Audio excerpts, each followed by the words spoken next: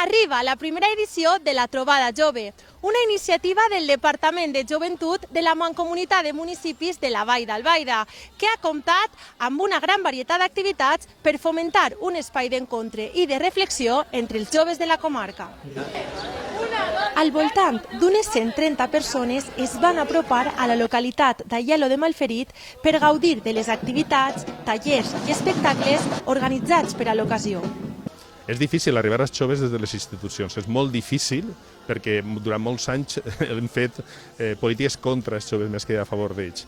Els hem considerat un problema més que una ciutadania activa que vol fer part del seu poble.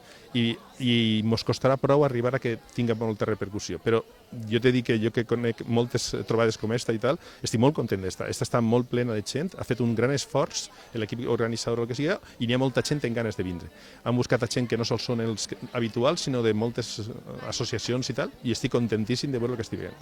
La veritat és que esta primera edició el que vol aconseguir és buscar un espai d'encontre entre els joves de la comarca. Al ser la primera trobada de joventut de la comarca, el que es pretén és que la gent se conega, que vegin que d'altres pobles els joves també tenen moltes inquietuds, que compartisquen aquestes inquietuds, me lo facin aplegar i també fer-los aplegar als ajuntaments la necessitat d'espais que tenen els joves en aquest moment. Companyia de la Mancomunitat i de diferents pobles organitzar aquesta trobada, que és la primera de tota la comarca, i el que pretenem és, a partir d'escoltar la veu dels joves, recollir els tècnics i els polítics per a definir les línies que hem de seguir en els pròxims anys en matèria de joventut. L'esdeveniment es va iniciar amb la recepció dels participants i un debat per tractar la situació actual dels adolescents, acompanyat per la batucada dels xiquets del poble. I així els meus companys han decidit que Bèlgia necessita un quiosco, un kebab, tobogans per una piscina, un centre comercial en un poble de 700 habitants, un centre comercial, màquines expendedores, un espai jove, una pista de bàsquet, un altre espai jove, un club de voleibol i un viatge d'acampar.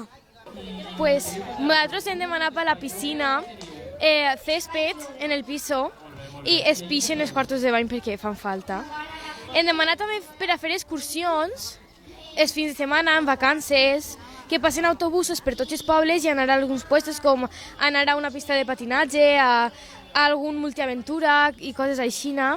Tot seguit, al passeig de l'Eixample i el centre social es van realitzar diferents tallers, com la simultània d'escacs, una batucada del grup Paquetà d'Albaida, un de polseres o de sabó, amb un punt d'informació i un punt violeta. Estem fent un clauer. És divertit i fas algo diferent de tots els dies. Retallar de tots els dibuixos que estan exposats ahí, han retallat un poc, han fet un redolinet i se n'han posat en aquesta màquina, col·locant la part de darrere de la xapa, posant damunt el dibuixet, el plastiquet i apretant-ho tot. I mos ha eixit una xapa. I és... Sí, està molt xula. El taller de reciclatge que han fet avui, al final hem acabat amb uns llaverets com aquest, i la veritat ha sigut molt interessant, ja que han fet, ens explicat que realment el plàstic no va al contenidor groc, sinó que són els envasos el que va al contenidor groc, i a part han explicat els seus projectes i els seus llaveros, tot el que fan ells, el seu taller, molt interessant tot. Abans del dinar de Germanor es va entregar el premi al concurs de la imatge central del cartell a Inés Toledo Lloret. Em vaig inspirar de la Vall Jove en persones joves i al fons es veu el símbolo de la Vall d'Albaida, de la comunitat. L'esdeveniment ha comptat amb la participació de 17 pobles de la comarca.